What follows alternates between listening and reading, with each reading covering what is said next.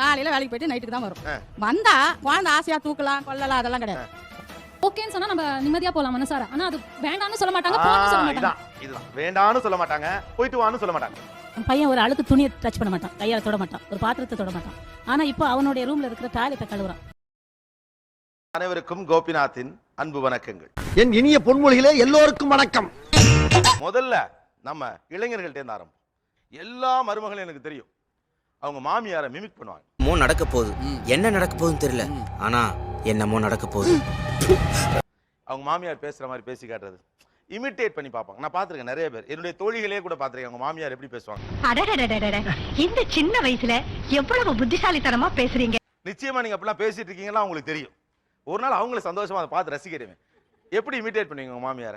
ஐயோ பைபிள்ல ஏதோ பிளான் பண்ணுதே.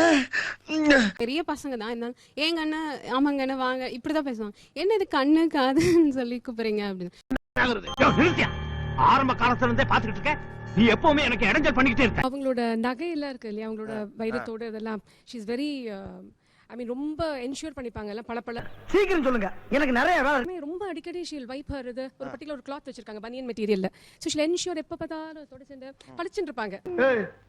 உனக்கு என்ன 16 வயசு பருவம் நினைப்பா? பையன் ஏதாவது கேட்டாங்கன்னா அவ்வளவு தூரத்துல இருந்தா கூட அப்படி இங்க இருந்தே பறந்து எடுப்பாங்க அந்த பாத்திரம். எதுனாலும் சரி, எது கேட்டாலும் நான் கூட அவ்வளவு சீரியஸா எடுத்து கொடுக்க மாட்டேன். வாமா ஏமா ஏமா வந்த உடனே இவ்வளவு ஹெவியா பெர்ஃபார்மன்ஸ் பண்றியா? யாருமா நீ? விழுந்தாலும் பரவாயில்ல, அதை எடுத்து கொடுப்பாங்க. நிறைய தடவை இங்கிருந்து அங்க இருக்கிறதெல்லாம் எடுத்து கொடுப்பாங்க. விழுந்து எத்தனை தடவை தூக்கி விட்டுருக்கோம் நாங்க. ஆரம்பத்துல இருந்து பூரா போய் விழுந்து தூக்கி விட்டுருவீங்க. நிறைய தடவை விழுவாங்க, கட்டில எல்லாம் அடிபட்டிருக்கு. பயங்கரமா இங்கிருந்தே அங்க எடுப்பாங்க. ஓஹோ, வண்டி ரொம்ப ஸ்பீடா ஓடுதுடா, நிப்பாட்டு. இததான் விழுந்து கவனிக்கிறதும்பாங்களோ? அதுவும் பையன் கேட்டா மட்டும்தான். அது ரைட்டு தான். அப்புறம் நீங்க கேட்டுக்காம விழுக முடியும்? நீ சொல்ற பூரா நம்பி ஏமாறதுக்கு அவனும் சொங்கியும் கிடையாது, உன்னை மாதிரி மங்கியும் கிடையாது. பாத்திரம் தொலைக்கிட்டே இருப்பாங்க, அங்கிருந்து யாராவது வராங்களான்னு சைடா இப்படி பார்ப்பாங்க. என்ன தெரிகிறது? யார் வந்தாலும் பார்ப்பாங்க, ஆனா டக்குன்னு உள்ளவான்னு சொல்ற மாட்டாங்க. அப்படி கண்ணை கட்டிடுவாங்க. ரொம்ப பயங்கரமான ஆளா இருப்பாரோ. இப்போ மார்க்கெட் எல்லாம் போனீங்கன்னா அந்த கூடை ரொம்ப சைல்டிஷா வந்து கூடை இப்படி வச்சுக்கிட்டு ஒரு கையில் ஐஸ்கிரீம் வாங்கி சாப்பிட்டுட்டு இருப்பாங்க.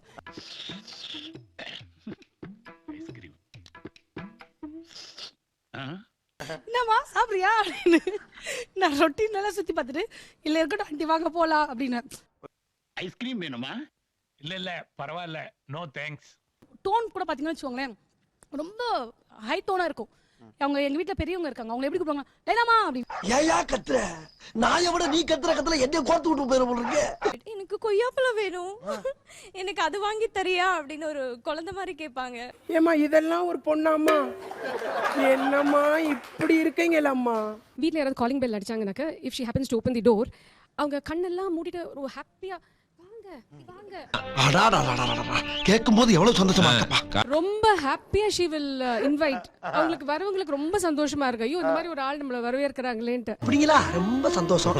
ஓகே, உங்களெல்லாம் அவங்க இமிட்டேட் பண்ணாங்கல்ல, அவங்க பண்றதை நீங்க இமிட்டேட் பண்ண முடியுமா? ஓ தாராளமா. இங்கேரியா என்ன ஏதாவது ஒரு பாசிட்டிவா பேசணும்னு பார்த்தா தர்தினியம் பிடிச்ச மாதிரி பேசிட்டு இருக்கேன். இங்க பாருங்க பாருங்க அத்தை, ராஜ் நீங்க பாருங்க அத்தை. நக்கல்யா அவனுக்கு. அந்த அந்த இதுல இருக்கு இல்லையா, அதுல வந்து நாங்க உட்காந்துருக்கோம் அந்த இதுல ஷாக்ல. என் பையன் உள்ள போயிட்டான். ஐயோ பேசாம தூங்கி இருக்கலாம், நானே வந்து மாட்டிக்கிட்டேனே.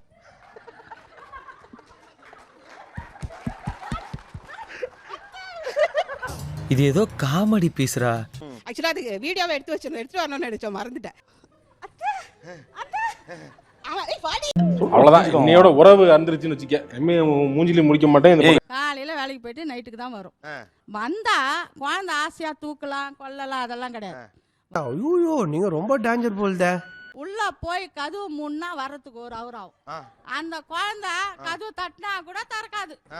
இதெல்லாம் நடக்குமா நினைச்சனே, நடந்துருச்சு. 1.5 வயசு குழந்தை, அந்த குழந்தை தூக்கிறதுக்கு அவ்வளவு கஷ்டம். அது தூக்கி இடுப்புல வச்சு நான் பார்த்ததே கிடையாது. முதல்ல வந்து சம்பள கவர் என்கிட்ட வரும், அதுக்கப்புறம் யார்கிட்ட போவோம், மனைவி கிட்ட போயிடுது. கல்யாணம் ஆன முதல் மாசமே அங்க போயிடுது. இதெல்லாம் நம்புற மாதிரி அங்க இருக்குது. அது அந்த நியாயம் தவறி போயிடுச்சு.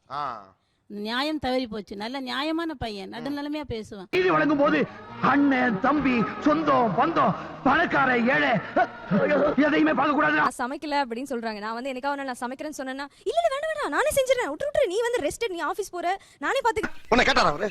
கேட்டாரா? என்ன சின்ன பழத்தனமா இருக்கிற ஆஸ்கல். அவங்க வந்து எல்லாத்தையும் வந்து சமையல் ஒண்ணுதான் அவங்க பண்றாங்க இல்லையா, அதனால வந்து அது அவங்களே செய்யணுங்கிறத எதிர்பார்ப்பாங்க.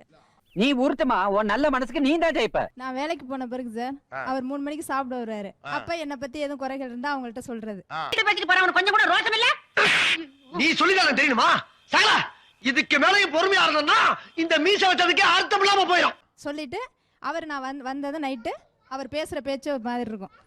பேசுற பேச்சு ஆமா மாறிடும். மெட்ராஸ் சுத்தமா எதுவுமே செய்யறது இல்லையா, அப்புறம் இந்த பழக்கெல்லாம் வர்றது எதுவுமே செய்யறது இல்லையா. எதா இருந்தாலும் பிராங்கா பேசுறாயா. நைட்ல 2 தோசை அந்த மாதிரி சூடா சாப்பிடணும். அதனால 2 தோசை சுடுறதுக்குள்ள டமா டிமில் என்ன பழக்கம் இது? என்ன பழக்கம் இது? வரதாகுது 10 மணிக்கு நானே தோசை சுடுறதாகுது. ஏமா நான் சுட்டு தரேன், உட்கார வேணாம் நானே சுட்டுக்கிறேன் அப்படி இப்படின்னு அப்பே ஒரு போர்க்கெல்லாம் நடந்துருவாங்க. டேய் இப்படிலாம் பண்ணன்னு வச்சுக்கடா, நாசமா போயிருவடா, அழிஞ்சு போயிருவ. இந்த எண்ணத்தை மாத்திக்க. என் புள்ள வந்து நல்லா சாப்பிடுவான். மீன் கறி இந்த மாதிரி ஐட்டம் தான் அவனுக்கு பிடிக்கும். அந்த சாம்பார் ஐட்டம் எல்லாம் பிடிக்கும். ஆனா ஒண்ணுமே செய்ய தெரியல. இதெல்லாம் நீ தனியா பிளான் பண்றியா இல்ல ஆளுங்களை வச்சு எழுதுறியா? தனியா. நான் போட்டிருக்கேன். அவங்க அண்ணா கூப்பிட்டு எனக்கு ஹீட்டர் வேணும்னதும் சூடாயிடான்னு கூட ஒரு வார்த்தை கேட்கல. பாத்ரூம்ல இருந்து ஹீட்டர் ஆஃப் சைடு எடுத்து போயிட்டே இருந்தாரு. எனக்கு இது பாரு சாப்பாட்டுல ஏந்துறீங்க. அண்ணா கூப்பிடுறாங்களா?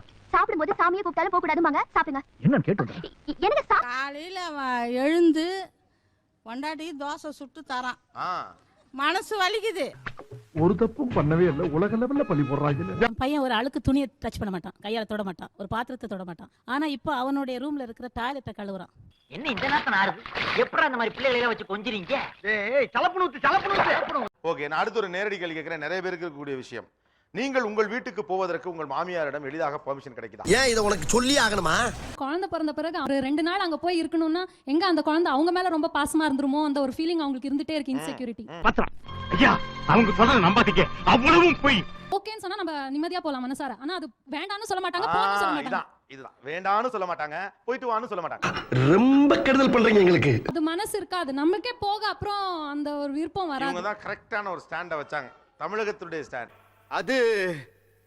அது நீ இப்படி எங்களை மடக்கவே நான் எதிர்பார்க்கவே இல்லை. அம்மா வீட்டுக்கு போறத பத்தி பிரச்சனை இல்லை. ஆனா அங்க வந்து என்ன பண்ணிடுவாங்க, இன்ஜெக்ஷன் ஏற்றி அனுப்பிடுவாங்க.